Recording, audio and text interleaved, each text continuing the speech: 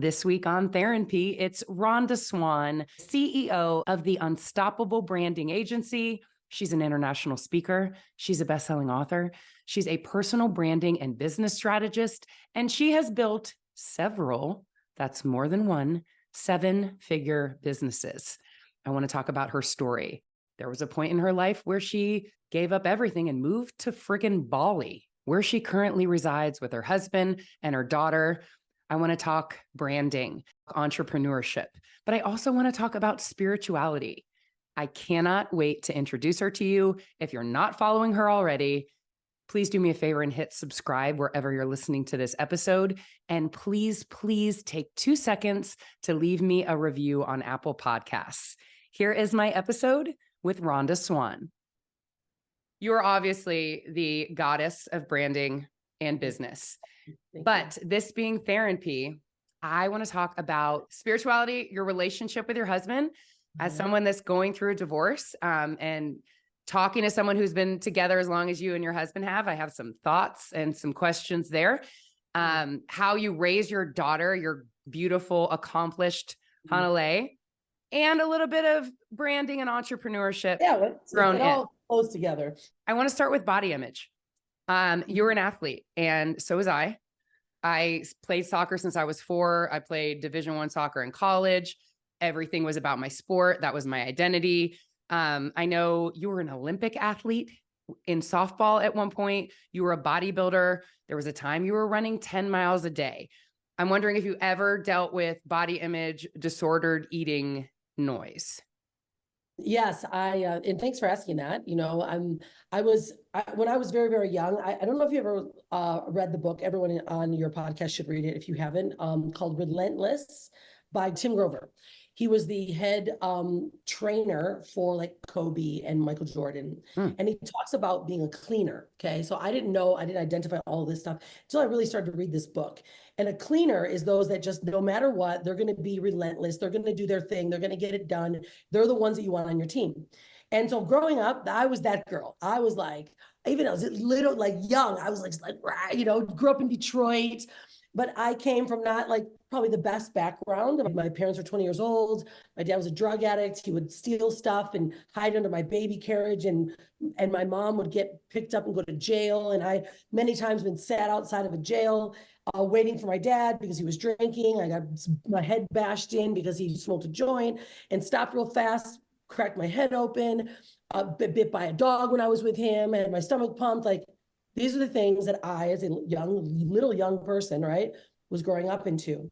And my mom left him when I was 3 and then remarried my stepdad, when I was 5. Now I share this because growing up, I was always, now I know, in more of a survival mode and more of like, I'm going to get it done because no one else can do it. And I'm going to help them. I'm going to do it. I'm going to keep going. Right. Because there was just so much, everything was just falling apart as I was little. And so certainly I didn't want to be like them. So I completely went opposite. I became like the most, epic athlete. I still hold world records for stolen bases. I tried out for the women's US team when I was 12 years old. And so, yeah, I became the best. Like, I was the absolute best. I was super focused. Like, I used and leveraged all the bullshit in my life into the best. However, being the best sometimes has a cost unless you understand why you want to be the best. Mm-hmm. And I want that to sit for a moment because I didn't know why I wanted to be the best. I knew that it gave me dopamine rush. I felt good. I was seen. I was praised. I got attention, right? All those things that you actually want as a kid. Yeah. You're having to do external things to get it. And so me being the best at least kept my parents' eyes on me. Even my new stepdad, who was really rough and hard. But if I was the best, I was always getting attention, right? Mm-hmm. And so growing up that way, I just continued. And then as I got into my teens, I became a bodybuilder. I became very, very body conscious, right? Mm-hmm. And so here I am, 18, 19. I'm now like high level athlete. I'm crushing it, looks like, in life, full ride scholarships. And what happens? So you're trying to maintain this perfection, this approval, being the best. Yes. And all of a sudden at 19 and 20, I'm no longer 17 or 16. I can't keep that 6% body fat that I had. Yeah.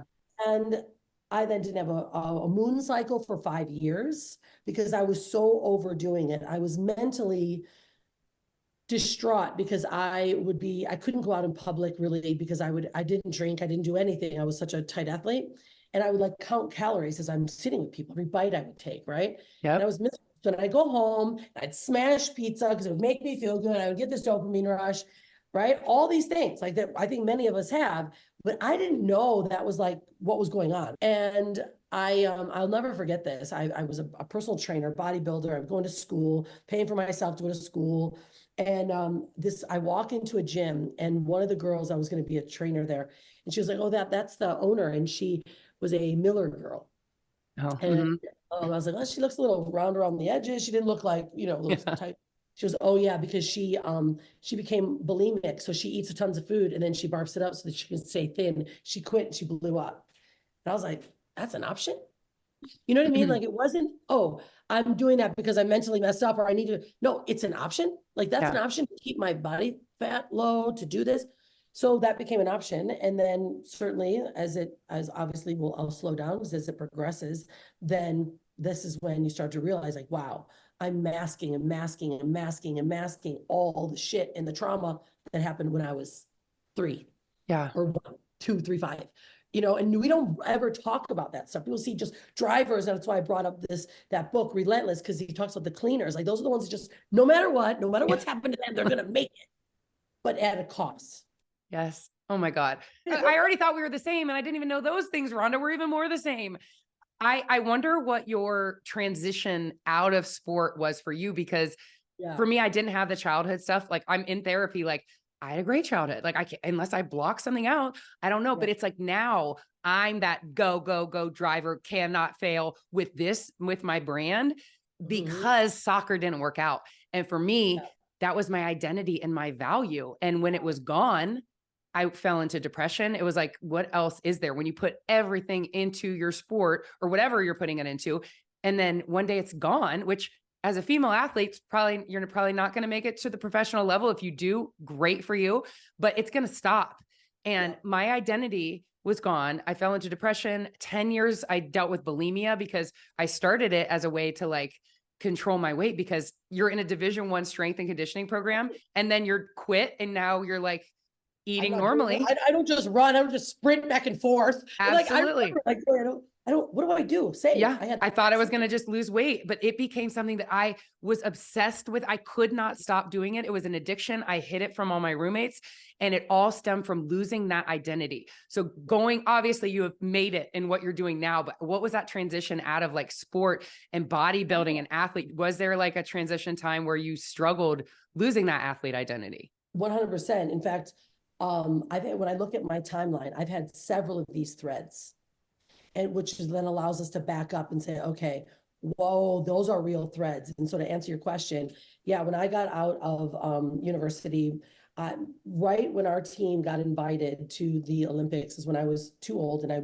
had finished grad school and I was getting a job. So I actually didn't even get to go to Atlanta's Olympics. Our team did, my team did. And so there, first off, now that's like, I stayed and got my graduate degree in order to stay and coach so I could continue waiting for this calling. And I, moved to California to start working. And that was the hardest thing ever. So what I did is I go to California from Michigan. So I'm from Detroit. And I'm like, what am I going to do? I'm like, I did a long distance run at the time. I was a sprinter. That's all I did. I'm like, I can't just go up and down and just sprint around. Like that's right. So when I got to California, I actually switched one sport to another. I put a softball down. I've never touched it again, which is crazy because that is my identity. I go back to Michigan and it's like everything softball. That's the only thing that people know me. But I wanted to take that mask off, right? So I'm like, okay, that's a first mask. Then I became a surfer. I learned to become a surfer.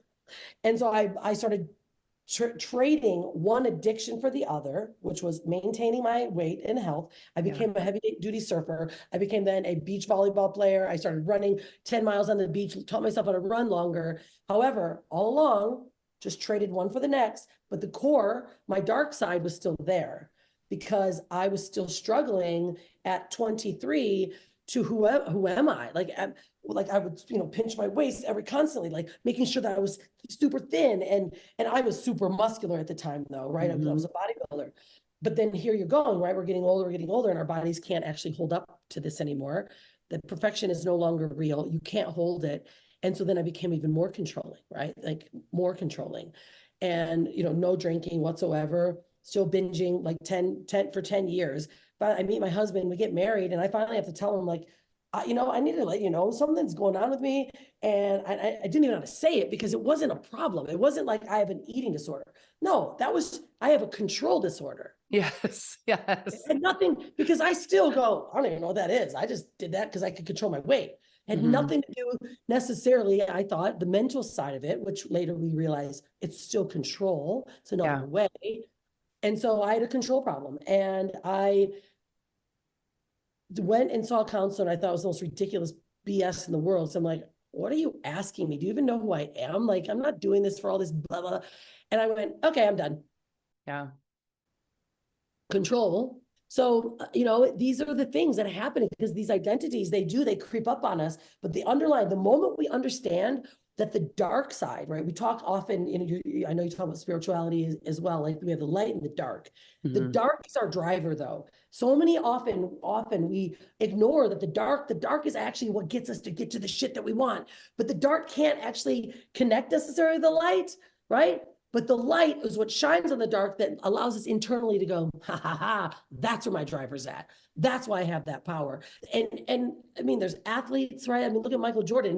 His dark side was that he literally couldn't even, he wouldn't allow anyone even in because he was so perfect that was his dark side. That was his, no matter what, I'm going to win side, and others have these, like if they're addicted to making money, or they're addicted to food or sex, whatever, that's their dark side. But that dark side also got them, right, to being the success that they are. So the moment that we can intersect the two and go, okay, that's right, dark side. But you have to get in there. Yeah, you don't want to get in the dark. It's dark. You don't want to get in there and do the work. But don't you feel like once you get in there, and like for me, my bulimia, I talk about it so openly now, but that was like my darkest thing. It was the most shameful thing that I did. And I didn't tell anybody about it until I wrote my book. But Rhonda, when I wrote it, I released it and it was off. I feel like the rest of my life opened up. All the opportunities that I have now came when I got in there and released the shame of the shit that I was carrying. For me, it was my bulimia. And I wrote my first book, and then you feel lighter. It's out. It doesn't have a hold on you anymore. And then you're open to all of the opportunities that were probably there, but you were in your dark. Exactly. And just so focused on what can I control. It was a very linear pathway, right? Yeah. Like most of us that are athletes, like we are, we live in this linear path, meaning it has to be like this to get to the next level. Yeah. No, if we live in the field of miracles, then it doesn't have to be linear. We allow it to come and flow. And that's something that I had to really get very clear on, do a lot of work. I mean, a lot of personal development work, and then letting it go and allowing myself to be messy. Yeah. And your story is such a beautiful representation of it's not linear. I want to get into the story. You mentioned your husband. You met him surfing in the water in La Jolla.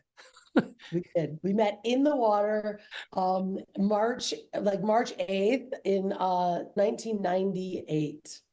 So 25 years. We met in the water, and we've never been apart. I could do we're going to get into relationships. Well, I do know that there were times where you're like, if I was not focused on personal growth, we would not still be together right now.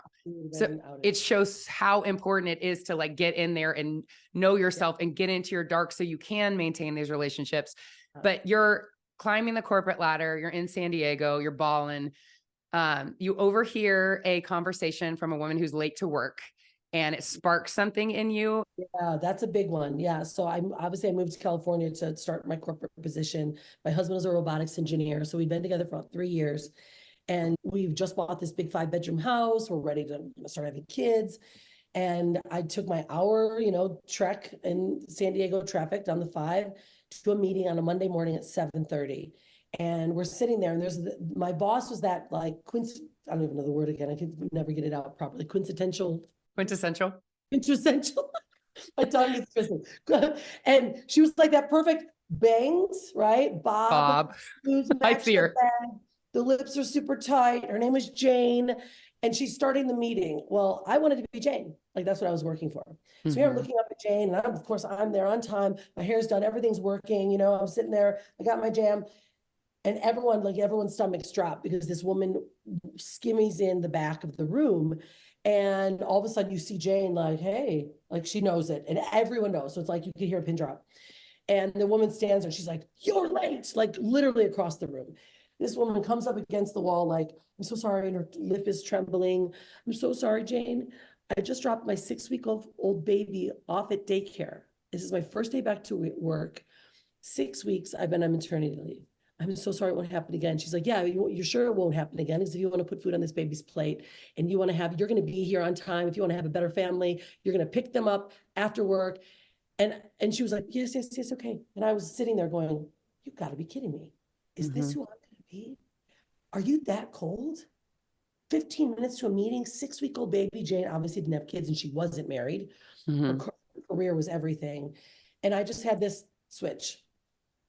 And I realized that if I was going to continue down that track, that I was never going to not only find myself, but I was going to be living a superficial life. And I went home, told my husband, I'm quitting my job. And he's like, you're crazy.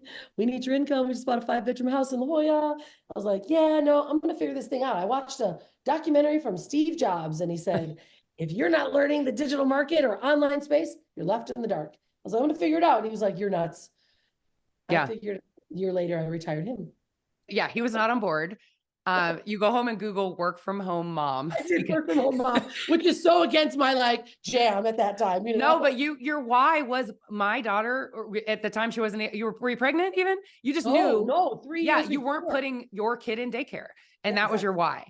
So you watch some documentary, you start with, or you went to like a conference and you are all in and you max out your credit cards. And your husband is like, what in the actual fuck? And you're like, this is what I'm doing. And you call 3,000 leads before making one sale. Why didn't you quit when that was, you had it, you were climbing the corporate ladder. Now you're calling 3,000 leads. Why not quit? Yeah. That's one of those gaps, right? Where you're like, God, this is the identity. I went from athlete to athlete, now corporate to entrepreneur. And identity was, I am a badass, right? I was making 6 figures. Now I'm calling leads. Like my husband was going, Rhonda, what is wrong with you? Like you have your master's, you're calling these, what is this ridiculousness you're doing? I'm like, your doubt is not bigger than my why, than my drive. So I kept saying that your doubt is not bigger than mine because I want to be free. And yes, I called 3,000 leads, didn't make a sale. I was back in that pit of like, what have I done? So now what have I done? And now my identity is saying, and my ego is like, I'm not going to let them say that I told you so. So you're going to have to keep going, right? Because they are not going to win, right? So there's that dark side, right? So you always got to go, okay, you got that driver, you got that why, that's your light. It feels so nice. But your dark side says, oh, you're not going to see me lose, right? 100%. Yes, my pride or my dark. I'm not, yes, this will make it. I will not fail. And was it around that time that you made a real estate investment? Yeah. So I started the company and boom, it was like, we started to rock. Right. And then we said, okay, now it's kind of time to have kids. I've set this up. I'm working. You're retired. We're jamming. We got 5 homes in San Diego, Mercedes, blah, blah, blah, bullshit, all the things. I'm like, okay, it's time to have a baby now. Okay. But we should do some investing in more real estate to make sure we're really set. And sure enough, the universe will provide. We had just said that. Let's be real estate moguls. We actually said that. Be aware of the things you ask for. Say what you want specifically, because I'll share with you what I mean, because moguls are not all glam and glory. And so because of that, I'm going to Whole Foods. I'm walking through Whole Foods in San Diego. One of our buddies, hey, Rhonda, we're doing this big new project in Arizona and in Flagstaff. And, we're looking for investors. The return is ridiculous. I'm like, yes, bring it, right? Meet up with them, boom, let's do this. I'm thinking the universe is providing. Well, little do I know, the universe is checking me on how much I'm really, what I'm wanting, how I'm wanting it, and how serious that we are about getting it. And instead of doing deep, deep, deep research, we gave them about $26 million. And I'm like, this is going to set us up for life. Boom, I get pregnant. And I'm like, yes, this is it. This is it. a whole year, the development starting, we're going constantly out there thinking everything's great. This guy, you know, is amazing. He's got this massive, you know, $20 million home in Arizona. Of course, he's going to be a badass. Everything's going to be great. Well, about 6 months before my daughter was born, we start finding out things aren't happening and things are getting odd anyway. So it was 07, 08, right? That's when the financial crisis started to roll and the snowball started to kick. Mortgage companies were given bigger loans on mortgages than they should. Then, you know, appraisers were appraising homes bigger than they should. So all this was rolling. We didn't really quite know until we're starting to see these flags, and we're going out there constantly asking this guy, everything's gonna be fine. We just need a little extra more cash to get us through the bridge. Can we guys give you a bridge loan? We're pulling out, I'm talking all the stops. We sucked out every IRA for my husband and myself. My husband's dad's life insurance. His dad died when he was 16. We pulled everything out and cashed it in because our egos were like, we're gonna win. This is what we're doing, right? But our dark side is also what caused us to say yes and not look deeper and not touch really what's happening because it felt shady. That's what it felt shady, right? And we knew it, but we were hiding that a bit because then again, other people are coming in. So now we got my husband's parents coming in, and then it's like, oh shit, now it does feel shady. Yeah. Oh no, shit's happening. Our friends are putting, you know, $50, $100, $200,000 into this project, and 36 days before my daughter was born, we get a phone call from the banks and they say, Swans, your $26 million homes, the construction loan is empty. It's time to start paying on the home for your, you know, the flip over of the loan. We're like, no, the houses aren't built yet. Right. Aren't built yet. They're like, well, where's the money? Because the money's gone. And why would your house is not being built? Where'd it get used? And then we dawned on us. We signed over power of attorney to the homes, to the developer 6 months before, so we could push the project because we had to sign off because I was pregnant and we had to go there. And so we gave him all the rights to the bank to take the money out of these loans to build the houses. So they were, by the time my daughter was born, ta-da, everything's great. No, the plan was by the time your daughter's born, you're completely broke, you're completely bankrupt, and the banks are going to start chasing you. And 3 days after we get that call, my water broke. Oh my God. And he was taking the money to fund like the next thing, like his next project. I wrote down that you said that you realized success made you an arrogant asshole. My own words gave me goosebumps. I had my baby's born 33 days early. So I'm like in this, you know, fight or flight, fighting now for the right of my daughter, telling these hospitals, don't you touch me, don't you put one piece of medication in my baby. Like, and I'm fighting, right? That's not easy to do in La Jolla because every woman goes in there for an early C-section, you know, and I'm like, no, I'm pushing this baby out. And so a lot of trauma, right? Like, but all the intentions were right, but I'm like, why am I keep fighting? Why is my life about doing great and then fighting, right? We always have to backtrack of how it started, our survival. Why are we always in this fighting mode? It's what we've learned. So when all this happened, we had to sign off everything. And it was like one of the cleanest probably bankruptcies because we had a fraud case, but they said he's behind bulletproof glass because you've signed everything and we can see him ripping you off, but we can't touch him. So we had to get really clear. We fought for about another year, almost a year, hundreds of thousands more. And we said, we have to sign off. Like, we got to get out of here.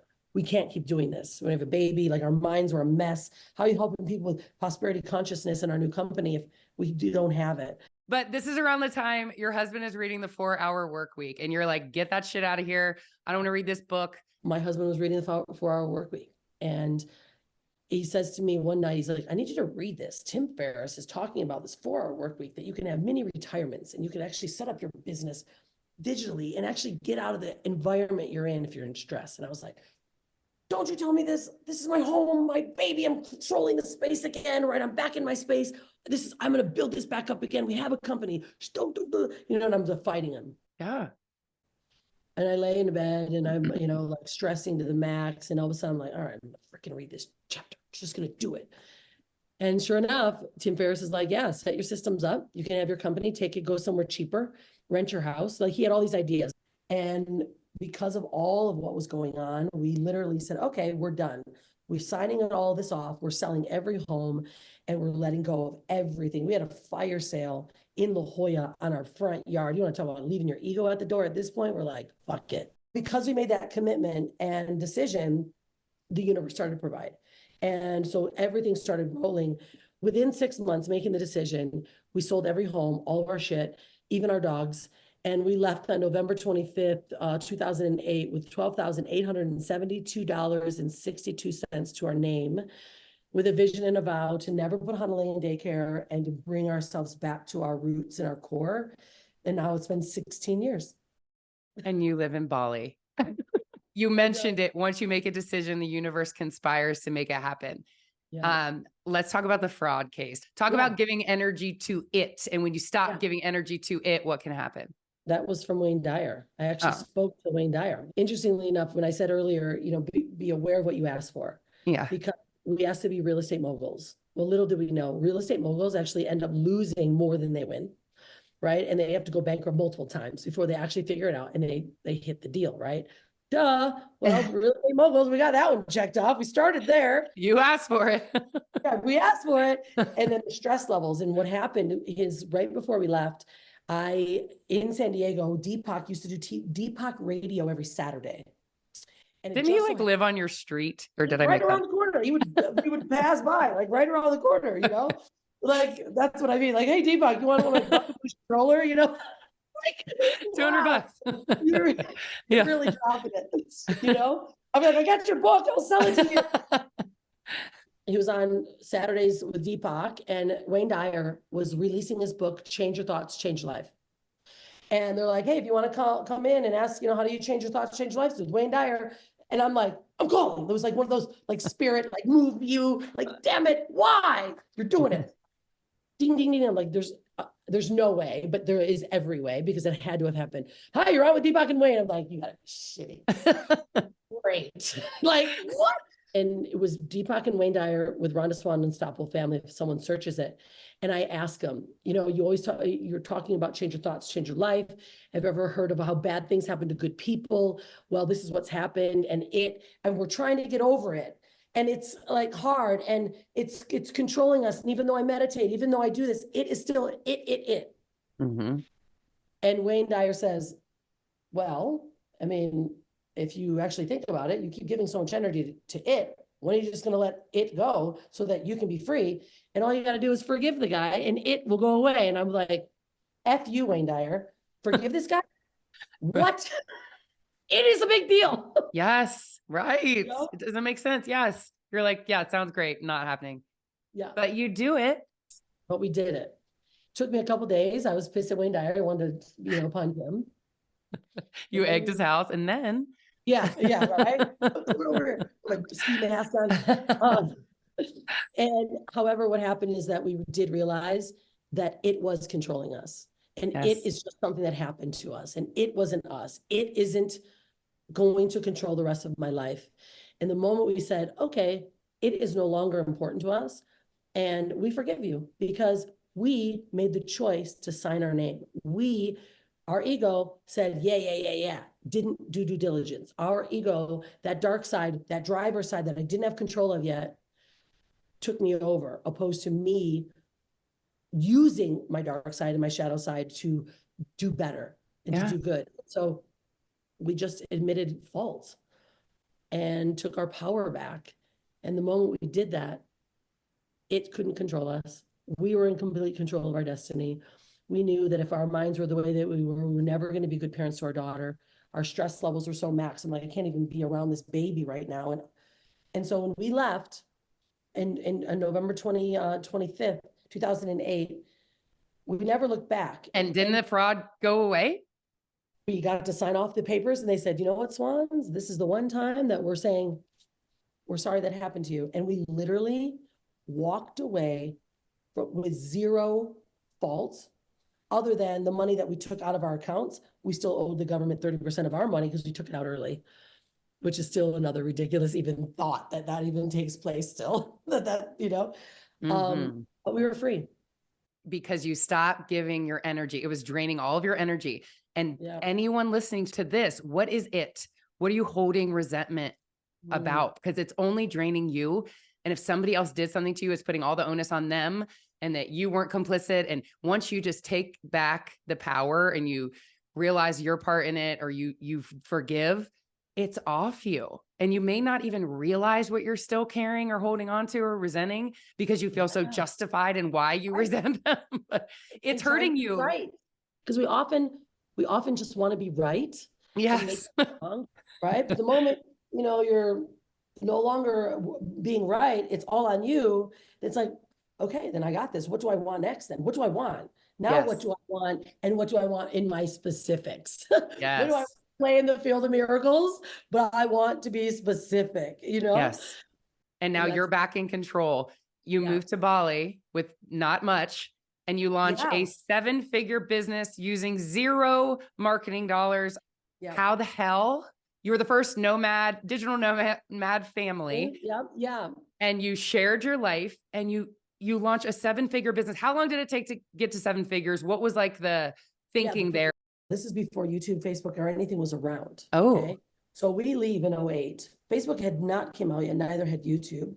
And so I'm like, all right, but because I'd been working with Perry Marshall the 3 years before, learning the digital marketing, I became very good at putting together little weird websites and doing marketing and driving people. This is what was funny. I started running Google ads, and I was driving people to a website, which was very flat. I figured out this, I don't know, it's so silly. It's been so long. It was called Audio Acrobat. And it was this software, and you could upload a video under like 30 seconds, and it was all weird, but you could actually embed it on a website. And I was like, I'm going to do that. That makes me real. So I started to like figure these things out. So it was like all scratchy. I'm like, hi, I'm Rhonda. I want to help you, have a better life. I would just save funny stuff in these little videos. And I learned, but because I had learned how to use Google ads, I was driving traffic to that weird website. And the weird website was taking people to the 1-800 number. Okay. And so I would take them off of the internet, and I would call these people like, hey, let's be, want to be prosperity conscious, and let me help you build your brand, and let me help you get there. And you're going to learn it online. And it was all these things. But because I was in that flow of the fear of the miracles, I'm leaning on my story. I wasn't afraid. I was totally authentic. I'd let all the shit go. I recognized that my shadows are what's gotten me here today. So how do we clear it? And so I just started talking about that every single day. And then, of course, YouTube opens up, and then Facebook opens. And now I'm like, whoa, hey, I can keep doing this. And so our company went from the first month of being away, barely having anything, like eating avocado bowls and rice. Like, we would make it cool and cut an avocado bowl for my daughter because she's eating out of an avocado bowl. Mm-hmm. And then we went to Hawaii, which my daughter's name is Hanalei. Hanalei Bay is where we were married. So that was the first stop that we went. Stayed in this shack. But we were happy. We had a kid and we were doing our thing. And I was constantly telling that real story. So the first month it was like $5,000. And then the second month it was like, okay, like we're living and we're doing our thing. And I then just really mastered how to get in front of people on Facebook and YouTube. And I was like just constantly doing videos, uploading them. Sometimes it took like 9-10 hours to upload a video. Oh, Facebook and YouTube, where we were living, but it was also not good servers then. And yeah, I just got really clever at it, and I just kept going. And then we were the first digital nomad family, for that was the name, the Unstoppable Family. So we branded ourselves Unstoppable Family, told that story. And then when I was telling clients, like, listen, I'm going to call you on this thing called Skype. You need to download this. And I would send it through email, right? You need to download it. And then we're going to talk. And I'm going to be like in Fiji. I'm going to be in Hawaii or Mexico. And I'm going to have a computer on my shoulder. It's like the Jetsons. And they're like, what? It's like the Jetsons. And people loved it. Yeah. They loved it. We just found a uniqueness in our story, in a unique way that no one was doing quite yet. And I was getting on phone with people. I'm like, hey, let's work together. This is what I'm doing. And this is how I got here. And they were like, yes. And yes, and more yeses. And so, yeah, we started building our branding firm. I initially was working with a personal development network marketing company that was selling like Jim Rohn stuff. I was like selling people stuff initially. And then, of course, when we launched the company, it was like, let me help you build your brand like I did. And it just kept snowballing from there. And so our Unstoppable Branding Agency now has been around for about 13 years. And the first half was called Swan Lifestyle. People thought we were perverts, like living this, Swan lifestyle. I was like, oh, Jesus, we got to change. But that's the power of just building your brand and leaning into your story. And just being authentic. See, I am definitely have that part down. Like I will share all the things and just be my authentic self. But where I'm missing it is, I mean, you're gonna be like, you're an asshole that you don't even know about Google ads. I know about them, but basically I feel like nobody's finding me. So it's like you would take out ads using the keywords that you feel like your audience is searching. And I learned this from you. You become a resource for them by writing on that subject. Like it doesn't matter how popular your blog is, but you need to have articles that answer the questions that your target audience is searching. Yeah, exactly. I mean, that's for the back end SEO stuff. That is like what works forever, because one thing that we do know is that social media is cute and fun and great. Everyone wanted to get the blue tick. Cute. Google owns it all. Google owns the data. And if you're not indexed, meaning the things that you're talking about are showing up through SEO, through indexing, keywording. If you don't have a YouTube channel, if you don't have the content out there, you're not going to be seen. And so what we work on, it still stands for today, is the more blogs, the more content you write about a topic that you can solve a problem for, right? Obviously, the better chances that people are going to find you. Now, of course, it's gotten a lot different in the last 18 years, and we're competing now with about 6.6 billion people that are searching and are competing for your same attention. Yes. All we're competing for right now is attention. Yes. So now what do we do? How do we fight through this, crowd? And that is certainly, yes, consistent amount of content, whether it's writing content, audio content, video content, right? You got podcasts, audio, videos, and blog content. That's going to become your underground base. I was telling everyone, that's just your base. That's like, you got to do it. It's keywords. Keep it consistent. Don't change your message. Don't change your website. Don't change your names. People do that and it messes up the algorithm. Damn it. I just changed the name of my show. I know. I was like, oh, no. Tell me. I know, but okay. It didn't make, it was a rise. It's not a pivot. It didn't make sense anymore because I couldn't book guests that were like, I want to talk about sobriety. And they're like, you have margaritas in the name. And I'd always be like, oh, no. And then I was like, yeah, Squats and Margaritas. It was the name of my first book and I have evolved and it's just straight therapy for an hour every single time. But I worried about that. It's okay because branding and elevation of branding is needed. The one good thing is your name, Erin Washington, hasn't changed. She had Squats and Margaritas, Erin Washington. Erin Washington also now has your new stuff. It's in the name too. I wouldn't think I just changed it. It's thERINpy with Erin Washington is the title. Right. So thERINpy, so that you're with your same name. So that doesn't hurt you as much as completely shifting and changing. Okay. However, one thing we want to look at is always like our company, we work on building the online profile so that you're a public figure recognized by Google. So we do all the things that turns Google on to you. Like, hey, Google's like, there's Erin Washington again. Oh, there's that Erin Washington again. It doesn't matter what companies you're doing as long as it's Erin Washington, because that's the public figure that Google wants to be turned on by.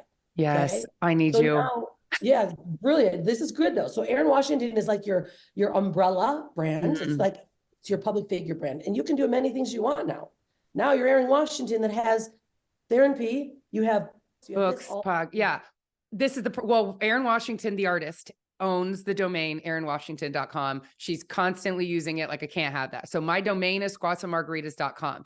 I still stand by Squats and Margaritas and living life with balance for changing my life. So, and that's where my blog posts are, but my name of my show is not that anymore. And what I am thinking when you're saying you need to have all the content, like Rhonda, I have so much content. I mean, all my interviews that I've done, podcasts, I have 2 books, I have blog posts, I have everything, but I am not keywording it and nobody can find it. So all the content is there, but I need someone to, like you just said, make Google like it and be attracted to it. Turn Google back on again. It's not finding it. Like I can Google myself and stuff comes up, but I'm clearly not like optimized. My stuff is just kind of out there and not optimized. Well, let me bring it. I'll bring it together for you, which could, really assist and help. Okay. So all of us did that. None of us really knew about all the SEO stuff, and SEO is such a long-term path that we don't think about it. We're thinking about making money now, marketing, blah, blah, blah. Right. Yeah. So we need them both. And the good thing is that you've done a lot of the heavy lifting, the legwork. It's just it's just drowning. So what now the next level is, and this is what happens often with clients I have, is that we'll do like we do a PR package. And the reason why we do PR, first off, public relations is like you doing good things around your community and keeping them happy with you. The PR that I do is the type of public relations that we do is actually getting third parties to tell your story and to talk about you.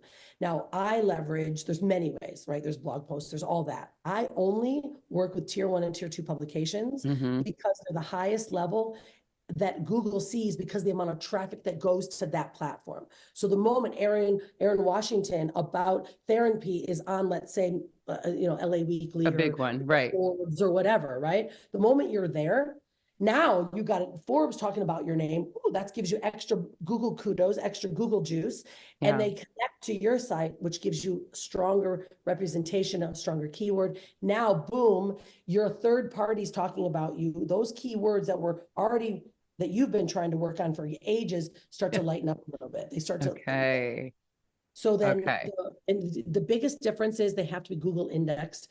I would show my screen because it's very in depth. When people see it, they're like, oh my gosh, now I know. I've been doing articles, doing all these things, but when I search my name and I tap on the news tab, and there's nothing, that means that they're not indexed.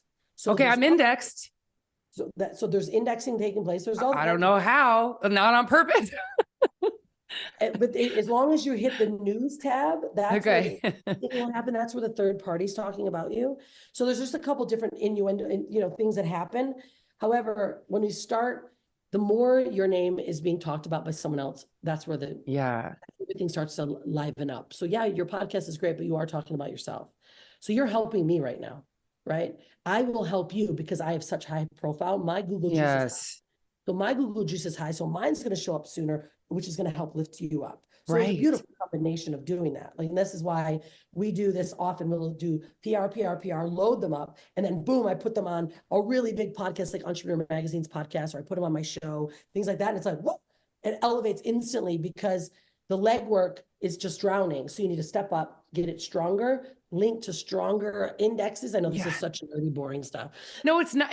I'm geeking out. Like, I'm not strategic. I really geek out on it too. I love it. And I know that this will elevate my brand, just having you on. I thought at the beginning, I had to book the biggest guests because we were going to vibe, and then they would share it and I would get their following. So I would try to get people in the public eye that had a mom following that was my audience. So I was booking the Real Housewives, Melissa Joan Hart, Katie Couric, and we vibe and we have a great time. And they do share it, Rhonda, but nothing happens. Like, I'm like, oh my God, Katie Couric just shared the episode with a link. It's going to, Emma, I was like, here we go. Nothing. It does. I mean, I got like 100 followers, a couple clicks on the episode, but it's not like lasting. So that's not where it is. It's in SEO. I wrote down anchored keywords because I don't know what that means. What does that mean? Your name, the areas that you want to own. So for me, it's branding, it's PR. You own it. You did it. Like, literally, it was funny because I've been working with some other publishers for our next book series because our leadership book is coming out in the Women Gone Wild series. And I talked to Hay House and they're like, are you a New York Times bestseller yet? I was like, not yet. And they're like, well, all the work that you do when we search you, it looks like you're already New York Times bestseller. Like, you've sold enough books. Yeah, I'm surprised. I know how to freaking light it up. I know. If I could afford you, we'll talk off here. I know that I need you. Like, I have the content, is that it's just getting people to find it and using it the right way. I'm curious what you think my brand is, and is it clear? If you see my Instagram, like, I wonder what other people think my brand is. Like, is it clear? I believe that I am here to inspire women to be fulfilled, be their best self, find themselves after being a mom, and find fulfillment, and that they matter too, self-worth. That's what I believe it is. I'm not sure if that's what everyone else sees my brand as, and that could be a problem. Well, and it's never a problem. It's always just about tightening up the message and how the message is received. Okay. So we know that what our beliefs, our value system is within us, right? And everything you just said is like all about your value system. So of course you're going to attract women that are, and men that are within that value alignment, right? That's just, the nature of a law of attraction even. However, when it comes to branding, what we want to do is we want to make sure that every single thing, all the threads are tied. So we Yeah. talk about the 3 C's, right? It's got to be clear message. Okay. So let me just share something. When I talk to people and they ask what I do, I say, I turn best kept secrets into world renowned brands with PR and media. Do you know what I do? Yes, it passed the grunt test. Oh, you've watched it. A caveman. It should be as simple as that. A That's it. caveman. And I'm sure that the next one concise because you only have them for 15 seconds. I have learned so much from you, Rhonda. Like, that's why I reached out the other day and I was like, oh my God, like I'm doing it all wrong. Like I couldn't just say it. I help women find self-worth after having children or find purpose and fulfillment in motherhood. It needs to be more, it needs to be tight. The good bit, what we need to define, because there's a difference between just sharing and being tight about it and just wanting to inspire.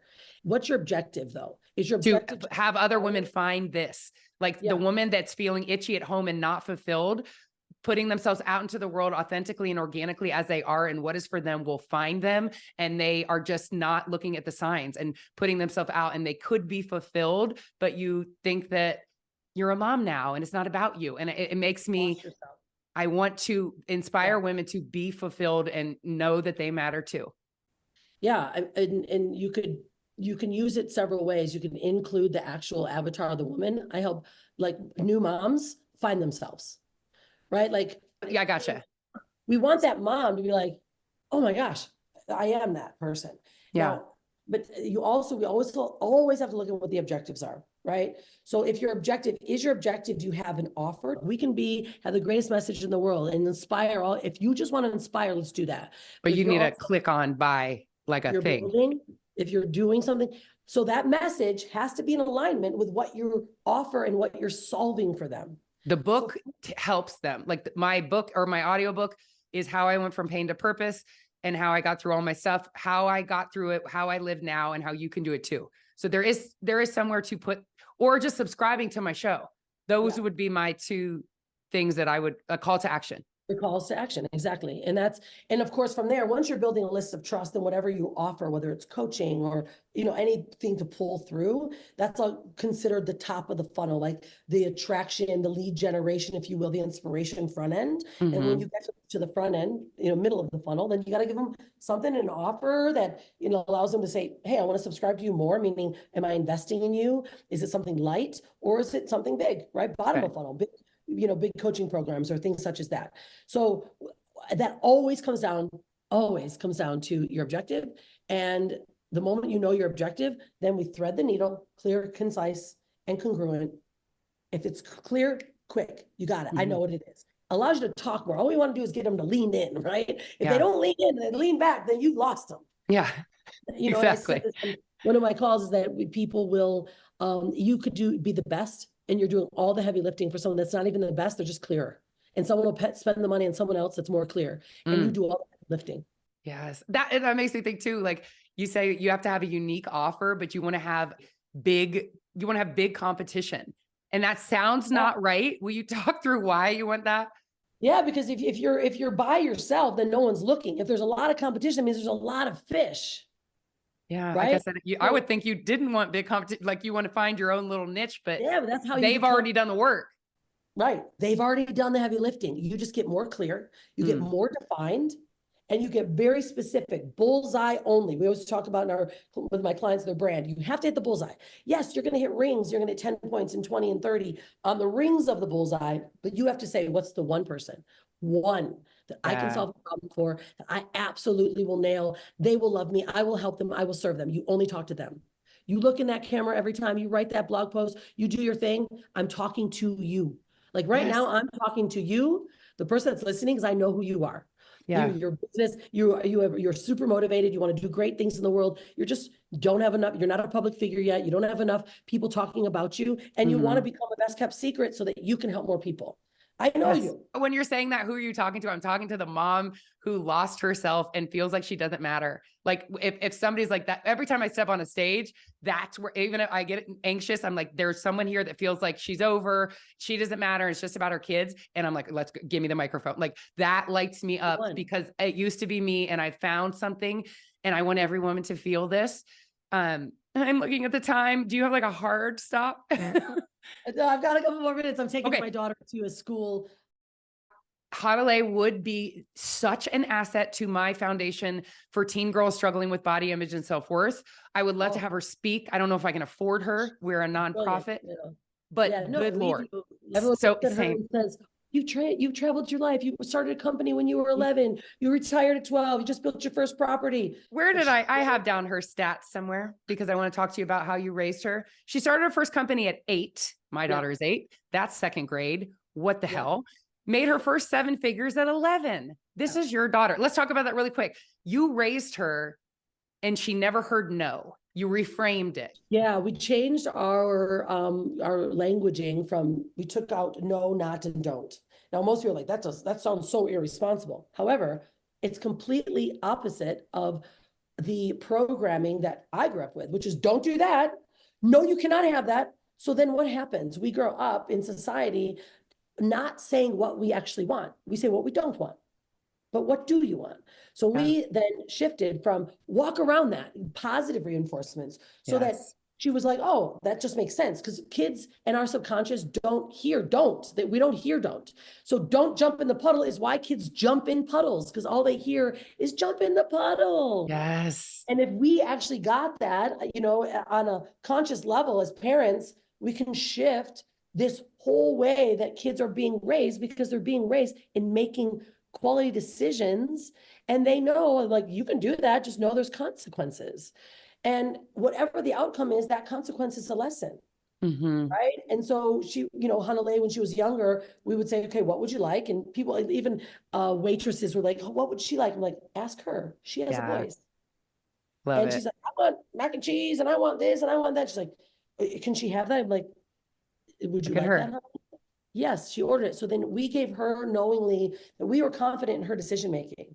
And we'd say, but if no, you can order that. However, if you eat too much sweets or sugar or candy or whatever, you could have a stomach ache. So just know that could happen. Yes. I want it. I got a stomach ache. Well, all right, just don't do it next time that way. Like change it next time. Do something different next time. Right. So just that alone, it was very hard for us to raise initially for Brian and I even to do that. I challenge everyone, attempt this.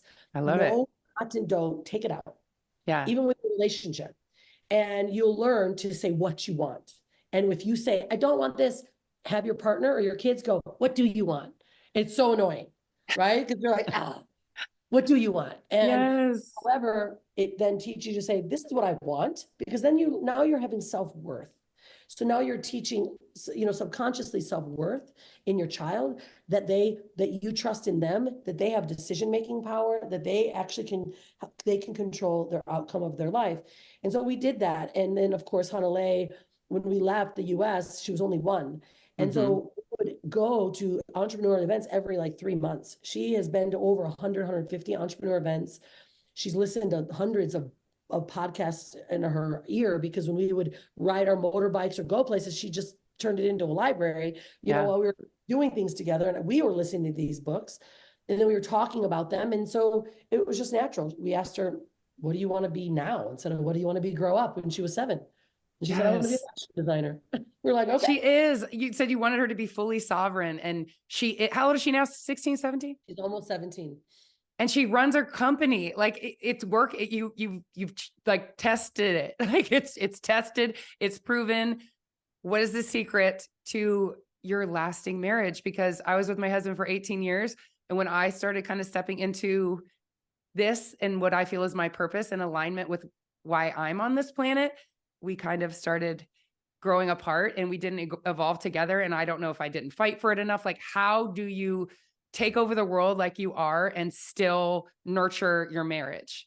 That's a really great question, because it has not been all sunshine and roses. And there were moments where we both, when I started our company, I was like, I'm going. He was still an employee, right? He wanted to do that. And employee mindset, we're safe, we're good. I'm like, no, not enough. No. And so this has happened, progressively. 25 years we've been together.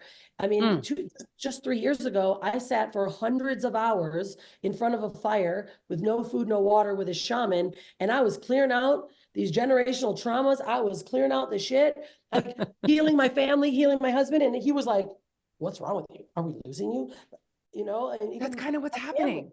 I'm being weird. My family came to me. They're like, Mom, Are we losing you? Like, what's going on? I'm like, I'm Yes. doing this for myself.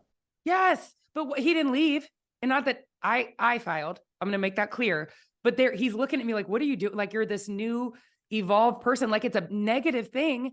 And I was sick of hearing shit about it, like, and feeling shame. Like I wasn't, so we couldn't make it work. And I feel like the catalyst was me stepping into what I know I'm supposed to do with my life. But he was like, it was the same kind of thing. Like, what's this? What?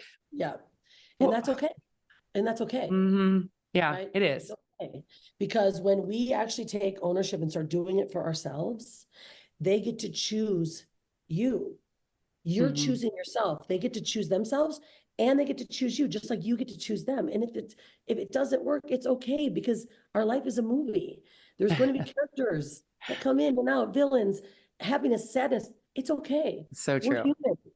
The only things that stay together forever are dolphins, swans, which is our last name is Swan, and penguins. They're the only ones that stay together. But you're doing it. Like, hey, it wasn't freaking easy. Okay. I have that too. Like, did I fight hard enough? My husband, though, he chose. Yeah. And I chose him. There we go. We chose each other. It's a choice every day. And every day it's a choice, right? And every day. And so when they thought they were losing me, I said, I'm doing this for us. You can come with me or not. And that was his choice, though. I was still going for me. And he's like, well, shit, if I don't get on board, then we are parting. That's what happened. Going to part. Yes. And you were okay with that, with him deciding not to be on board. That's it, because I love myself. Yeah, me too. Okay. Right. Thank you. I feel better about it. And you want Hanalei to have and see what you're doing. And I want Amaya, my daughter, of course I want her to work and have something she's lit up and passionate about. So I'm going to show her that. I'm going to be that. I believe that what I'm doing is correct. I don't know if there's like a secret sauce that you could throw at me. It does make me feel better to hear that we had a similar story and you stand by it and kind of get it and would support what I'm doing. Yeah. And good on you for choosing you. Thank you. You have to be first.